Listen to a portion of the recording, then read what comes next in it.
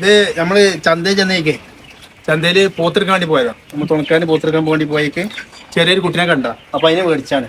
ഭയങ്കര തമാശയാണ്. ആൾക്ക് ഇങ്ങനെ കളിച്ചുകൊണ്ടിരിക്കും. നമ്മളായിട്ട് ഇങ്ങനെ കളിച്ച് ഇതാക്കും. ഭയങ്കര ഇണക്കാണ്. വിളിച്ചാൽ പിന്നാലെ വരും. അപ്പൊ ഞങ്ങള് ഫാമിലി കൊടുത്ത് നിർത്തിയ. എന്താ ഇതിന്റെ പേരെന്താ? ഇതിന്റെ പേര് മണിക്കുട്ടൻ. മണിക്കുട്ടൻ. ഭയങ്കര കമ്പനിയാ ആള്. ബാ വിളിച്ചാൽ പിന്നാലെ വരും ആള്.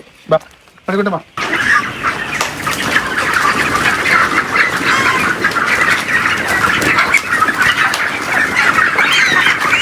അപ്പൊ ഗൈസ് ഇപ്പൊ നമ്മളുള്ളത് ഫാമിലാട്ടാ. ഫാമിലി എന്ന് പറഞ്ഞാല് ഒരു നമ്മളെ ഫൈസലിന്റെ ഫാമിലി പറഞ്ഞാല് ഫൈസലിന് സപ്പോർട്ടായിട്ടുള്ള നോക്ക്. ഫൈസലിന്റെ ഒപ്പം ഉള്ളത് ഇതിന്റെ പേരെന്താ? ഫൈസല ജാക്കി. ഫൈസലിന് സപ്പോർട്ടാണ് ഈ നായിട്ടാ. ഒരുപാട് നായ്ക്കളുണ്ട് ഇവിടെ.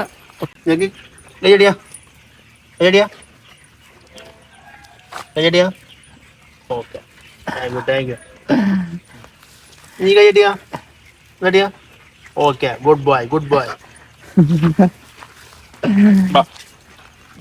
ഈ സാധനം കടിക്കുവോ? പുറത്തുനിന്നാളെന്നാ കടിക്കും. പുറത്തുനിന്നാളെന്നാ കടിക്കും. ഇത് എത്ര വർഷമായി പണ്ട് അടുത്ത്? ഇതിപ്പോ 5 വർഷമായി. നമ്മളടുത്ത് ഫാം തുടങ്ങുമ്പോ പിന്നെ ഇതാക്കിയാണ്. ട്രെയിനറാണല്ലേ? ആള് ട്രെയിൻ ചെയ്തിട്ടാണ്. പിന്നെ ഷെയ്ക്കേണ്ടി വരും. പിന്നെ അറ്റാക്ക് ചെയ്യാൻ പറഞ്ഞ അറ്റാക്ക് ചെയ്യും. അങ്ങനെയൊക്കെ ഉണ്ട് ആള്. കൈ കൊടുത്ത കൈ തരും. ഇങ്ങനത്തെ എത്ര ഉണ്ട്? ഇവിടെ ഇപ്പോ മൊത്തം 5 ഉണ്ട്. ജർമ്മൻ ഉണ്ട്, പിന്നെ രാജപാളയുണ്ട്, നാടൻ ക്രോസ് ഉണ്ട്. പിന്നെ ജർമ്മനിന് 2-3 ഉണ്ട്. പിന്നെ നമ്മളെ കയ്യില് വേറെ 6 അവിടെ വീട്ടിലുണ്ട്. ഏട്ടന്റെ വീട്ടിലുണ്ട്. അല്ല ഞാനെന്താ ചോദിച്ചാല് ഈ ഫാം ഇതിലെന്തൊക്കെ ഉണ്ട് ഇവിടെ? ഇതിലിപ്പോ ഇവിടെ ഉള്ളത് ഇപ്പോ മെയിനായിട്ട് ബ്രോയിലർ കോഴി, പിന്നെ ഉള്ളത് നാടൻ കോഴി ഉണ്ട്. നാടൻ മുട്ട വിൽപ്പനക്ക് വേണ്ടി നാടൻ കോഴി ഉണ്ട്. പിന്നെ ഉള്ളത് മൂരികളുണ്ട്, പിന്നെ നായ്ക്കളുണ്ട്, പ്രാവുണ്ട്, നാടൻ പിന്നെ ഫാൻസി കോഴികളുണ്ട്. പിന്നെ കുതിര ഉണ്ടാവില്ല? കുതിര ഉണ്ട്. കുതിര ഇപ്പൊ പരിപാടിക്ക് പോയതാണ്. ഇവിടെ ഇല്ല, പുറത്ത് പോയതാണ് പരിപാടിക്ക്. അല്ല കുറെ ആൾക്കാർ പറയണല്ലോ ഈ നായിന് തൊട്ടാലും നെജസ് ഉണ്ടെന്നൊക്കെ. അതിന്റെ സംഭവം എന്താ? അത് പല മസാല പലതും പറയണ്ടല്ലോ. നായ എന്ന് പറഞ്ഞാൽ നമ്മളെ പഠിച്ചിരിക്കണ നായുടെ മൂക്കിന്ന് വരുന്ന അതാണ് നജസ് എന്നാ പറഞ്ഞത്. പിന്നെന്താ വെച്ചാൽ നമുക്ക് നായാട്ടിന് നമ്മള് നായകളെ ഉപയോഗിക്കുന്നുണ്ട്. അത് പിടിച്ചു വിടുന്ന ഭക്ഷണം നമ്മൾ കഴിക്കുന്നുണ്ട്. പിന്നെ അതുപോലെ തന്നെ നായ നമ്മള് കാവലിനല്ലേ, ഫാൻസിക്ക് വേണ്ടി നമ്മൾ വളർത്തുന്നില്ല. ഒക്കെ നമ്മള് കാവലിന് വേണ്ടിയിട്ടാണ് വളർത്തുന്നത്. കാവലിന് വേണ്ടി നായനെ വളർത്തലിൽ അറാമോ കാര്യങ്ങളൊന്നും ഇല്ല. അത് ഞാൻ പഠിച്ചിട്ടുള്ളൂ. ഇത് പലരും പല അഭിപ്രായങ്ങൾ പറയുന്നുണ്ട്.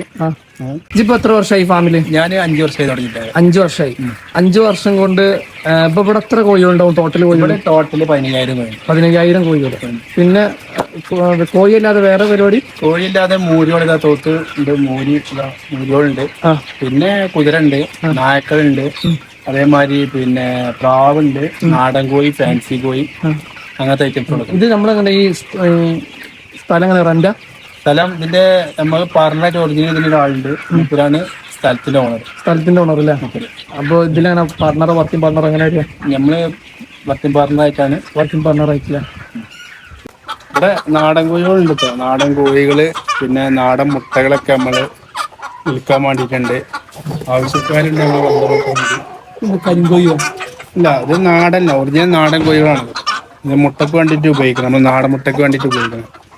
ഇത് ചേവല് കൊടുക്കാണ്ട് അതേമാതിരി പെട്ടലൊക്കെ നമ്മള് ആളുകൾ വരുമ്പോൾ കൊടുക്കാൻ വേണ്ടി നിർത്തുക. ഇത് ഒരുപാട് കോഴികളുണ്ട്. 10-100 കോഴിയോളം ഇവിടെ ഉണ്ട് നാടന്. എപ്പോ വേണമെങ്കിലും ആവശ്യക്കാർ വന്നാൽ കിട്ടും.